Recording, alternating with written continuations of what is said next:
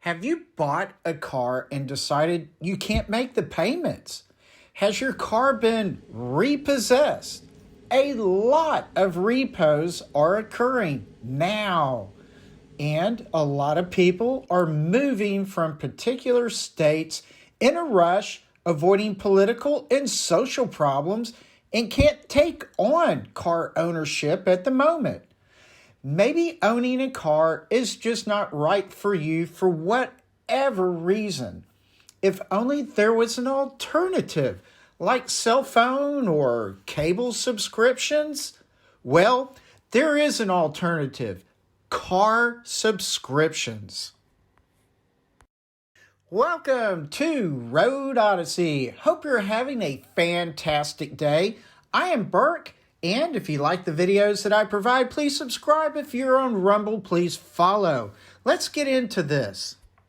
Subscription services are a very good thing for a lot of people. Phones, TVs, Netflix, internet, YouTube, food delivery subscriptions, and so much more are virtually similar to buying a house and just paying monthly bills.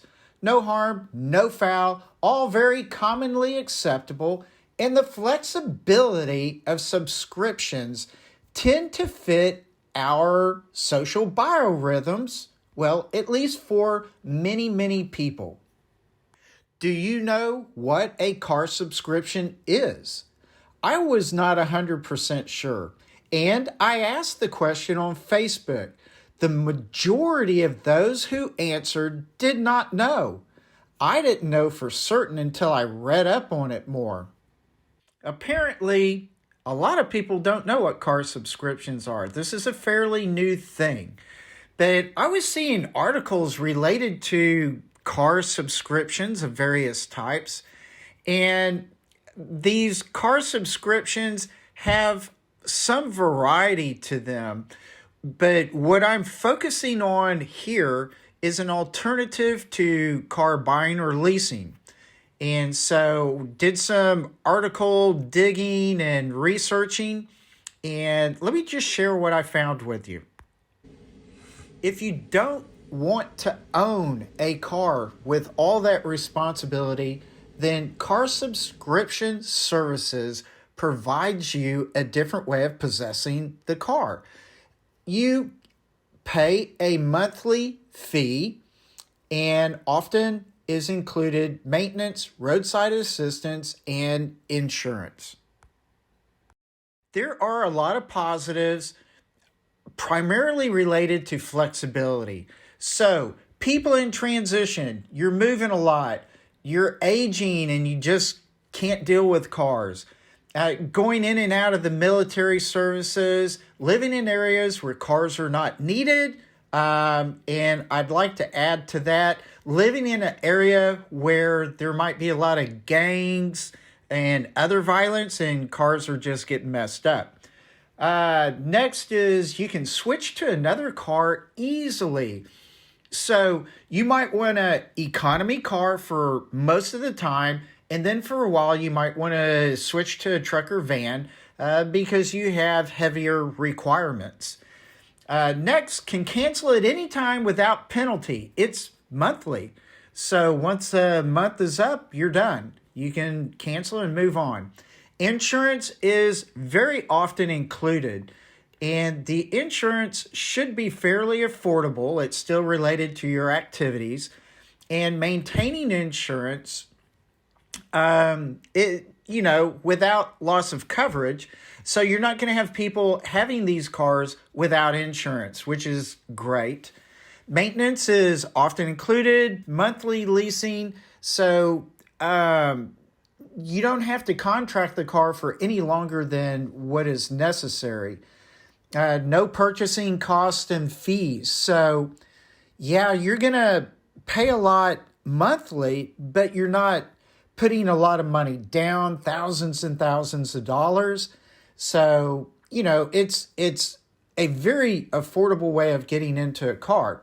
You can experience a car prior to purchasing. That I like. not dealing with the hidden costs of depreciation and resale value. That kind of goes with experiencing the car prior to purchase, I think.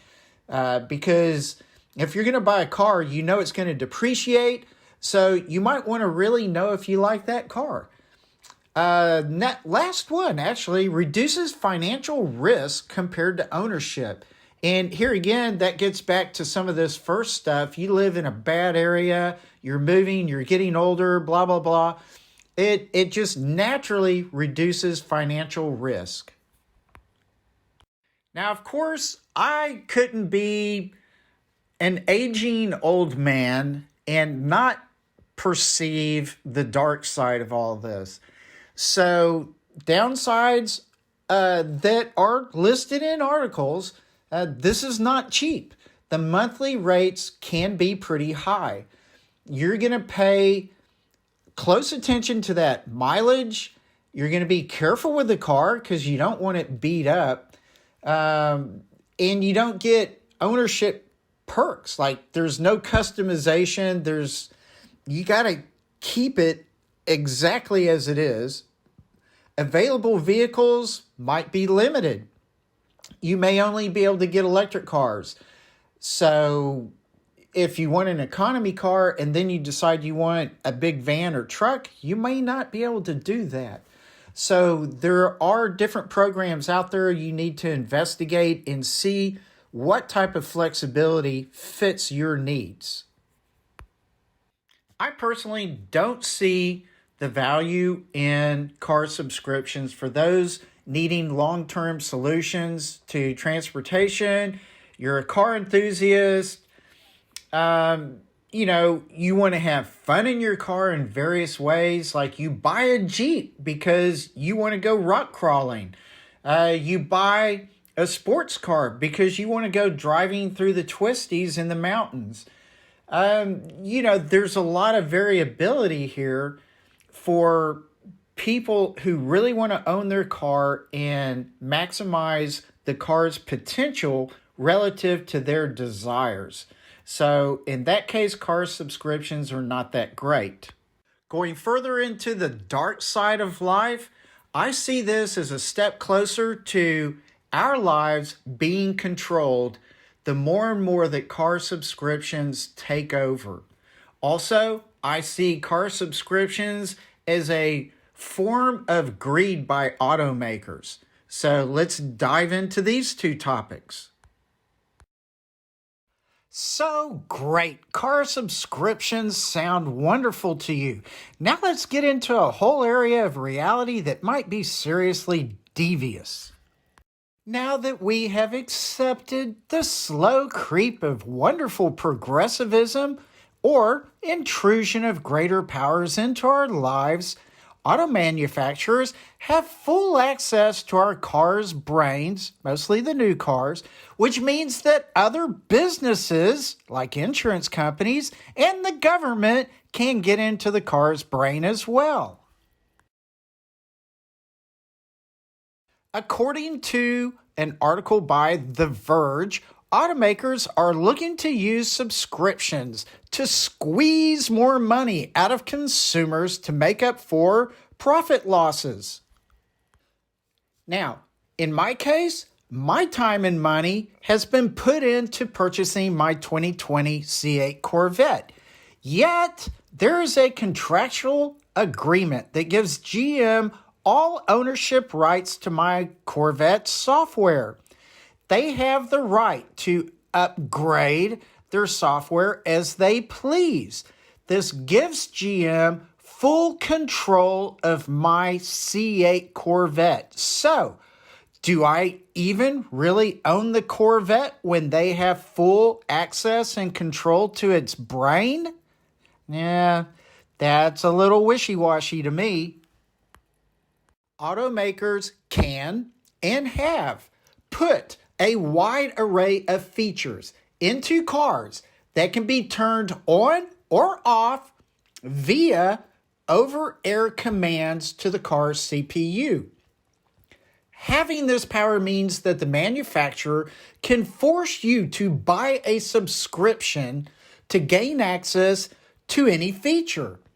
I call this a open door to automotive greed. 1,200 auto shoppers were polled by Autolist.com. 69% said subscriptions were a terrible idea. While subscriptions appear to be targeting higher earning households, those with incomes of, let's say, 150,000 plus, but lower earning families also hated the idea. Paying subscription fees for higher trim level features pushed everyone out of favor for luxury cars or cars with, say, higher power and performance. Now, what are the most common features that automakers can force subscriptions for? Well, heated seats, adaptive cruise, automatic high beams, and full power potential. You know what? It can go way beyond this.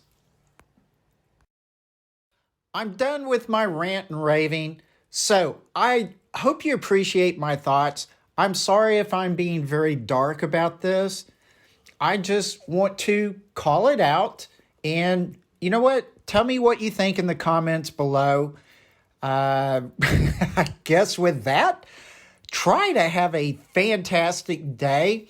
Thank you for watching Road Odyssey, and hopefully I will see you later down the road. Bye.